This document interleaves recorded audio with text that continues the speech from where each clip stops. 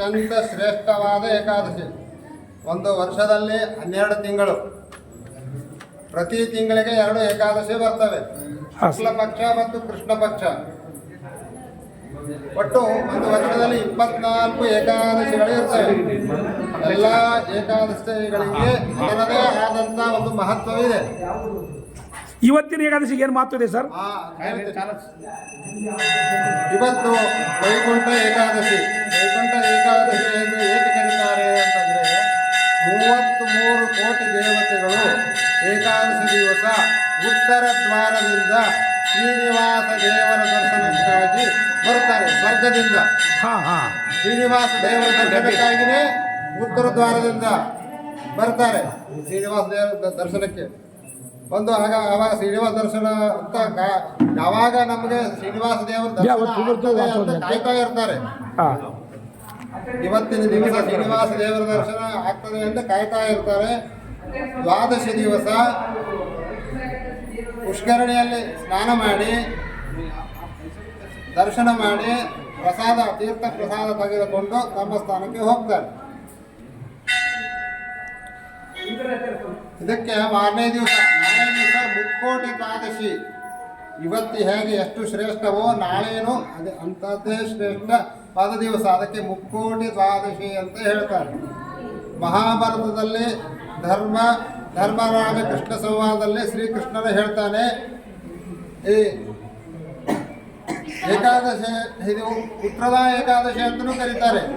ಏಕಾದಶಿ ಯಾರು ವೃತಾಚರಣೆ ಮಾಡ್ತಾರೋ ಭಗವಂತ ಎಲ್ಲ ಅವರ ಕಾಮನೆಗಳನ್ನು ಪರಿಪೂರ್ಣ ಮಾಡ್ತಾನೆ. ಮಾಡಿದ ಎಲ್ಲ ಪಾಪಗಳಿಂದ ಮುಕ್ತರಾಗಿ ಯಥೇಚ್ಛ ಸುಖವನ್ನು ಅನುಭವಿಸಲ್ಲದೆ ಮೋಕ್ಷ ಸುಖವನ್ನು ಹೊಂತಾರೆ. ಇದಕ್ಕೆ ಭವಿಷ್ಯೋತ್ತರ ಪುರಾಣದಲ್ಲಿ ಒಂದು ಕಥೆ ಇದೆ. ವೈಕುಂಠ ಏಕಾದಶಿ ಪುತ್ರದ ಏಕಾದಶಿ ಎಂದು ಕರೀತಾರೆ. ಇದಕ್ಕೆ ಏನು ಏಕೆ ಅಂತ ಕರೀತಾರೆ? ಒಂದು ಕಥೆ ಇದೆ. ಭದ್ರಾವತಿ ಎಂಬ ಪಟ್ಟಣದಲ್ಲಿ ಒಬ್ಬ ಸುಕೇತುಮಾನ್ ಮಹಾರಾಜ ಅಂತ ಅವನ ಹೆಂಡತಿ ಚಂಪಕ ಪಟ್ಟದ ರಾಣಿ. ಬಹಳ ಇಬ್ಬರು ಅನ್ಯೋನ್ಯವಾಗಿದ್ದರು. ಅವರು ಎಷ್ಟೋ ವರ್ಷಗಳ ಕಾಲ ಆದರೂ ಅವರಿಗೆ ಮಕ್ಕಳಾಗಿರಲೇ ಇಲ್ಲ. ಅವರಿಗೆ ಸಂತಾನದ ಒಂದು ಚಿಂತೆ ಮನೆ ಮಾಡಿತ್ತು. ಅದು ದುಃಖ ಹೇಗೆ ಎಷ್ಟು ಹೊರಗಿದ್ದ ದುಃಖದ ಒಂದು ಮಡುಗಟ್ಟಾಗಿತ್ತು. ಇವರ ಜೀವನದಲ್ಲಿ ಬಹಳ ನೊಂದು ಅವರು ಆತ್ಮಹತ್ಯೆ ಮಾಡಿಕೊಳ್ಳಬೇಕಂತ ಅವರು ನಿರ್ಧರಿಸ್ತಾರೆ. ನಿರ್ಧಾರ ಮಾಡಿ ಆವಾಗ ಆತ್ಮಹತ್ಯೆ ಮಾಡಿಕೊಳ್ಳಲು ಪ್ರಯತ್ನ ಮಾಡ್ತಾರೆ. ಆದರೆ ಅವರಿಗೆ ಅರಿವಾಗ್ತದೆ, ನಾವು ಆತ್ಮಹತ್ಯೆ ಮಹಾಪಾಪ, ನಮಗೆ ಭಗವಂತ ಹುಟ್ಟಿಸಿರ್ತಾನೆ, ನಮಗೆ ಸಾವು ನಮ್ಮ ಕೈಯಲ್ಲಿಲ್ಲ, ಭಗವಂತನೇ ನಾವು ಕರೆಸ್ಕೊಳ್ಬೇಕು ಅನ್ನೋದು ಅರಿವಾಗಿ ಮನನೊಂದು ಅವರಿಗೆ ಯಾರಿಗೂ ಹೇಳದೇ ರಾಜ್ಯವನ್ನೇ ಬಿಟ್ಟು ಕಾಡಿಗೆ ಹೋಗ್ತಾರೆ. ಯಾರಿಗೂ ಮನಸ್ತಾಪ ಆಗಿ ಹೆಚ್ಚಾಗಿ ಕೊರಗಿ ಯಾರು ಶಾಂತ ಸ್ಥಳದಲ್ಲಿ ಕಾಡಿಗೆ ಹೋಗ್ತಾರೆ.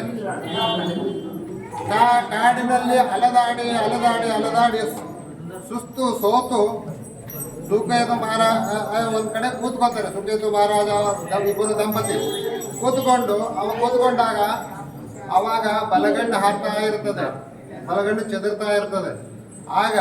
ಅವಾಗ ಅನಿಸ್ತದೆ ಸುಕೇತು ಮಹಾರಾಜನಲ್ಲಿ ಏನೋ ಮುಂದೆ ನನಗೆ ಒಳ್ಳೆಯದು ಕಾದಿದೆ. ಈಗ ನೀವು ಸಣ್ಣವರಿಂದ ಕೇಳಿರ್ಬೇಕು, ಬಲಗಣ್ಣು ಹಾರ್ತಿದಂದ್ರೆ ಒಂದು ಶುಭ ಸೂಚನೆ ಅಂತ. ಸುಕೇತು ಮಹಾರಾಜನಿಗೆ ಅವನಿಗೆ ಬಲಗಣ್ಣು ಹಾರ್ತದೆ. ಆಗ ಸ್ವಲ್ಪ ಸಮಯದ ನಂತರ